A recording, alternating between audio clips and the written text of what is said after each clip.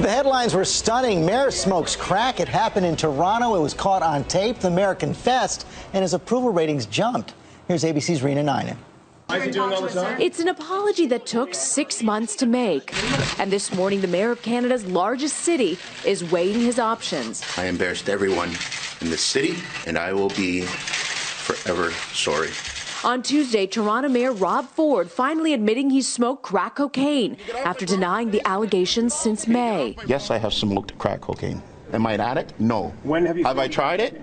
Probably in one of my drunken stupors. Elected 3 years ago, promising to stop the gravy train at City Hall. Mr. Mayor, what are you going to say to the public today? It's the runaway train Rob Ford himself he's unable to contain. The mayor of Toronto has admitted he smoked crack while in a drunken stupor. The mayor was charged with being way too exciting for Canada. And now, new video obtained by the Toronto Star shows Ford on an expletive-filled rant, threatening to kill someone. It'll be over 5 minutes. All I can do now is apologize and move on. I don't know what I'll...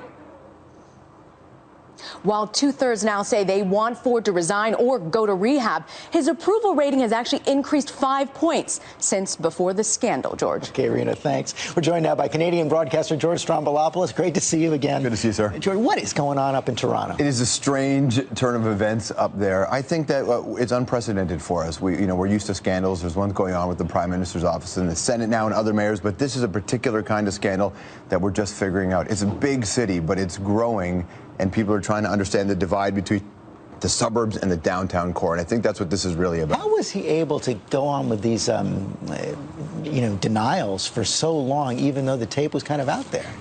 That's the question for the ages, George. We can't do much about it. When the mayor's elected, you can't get them out of office unless they're incarcerated, essentially. There are a couple other ways to do it.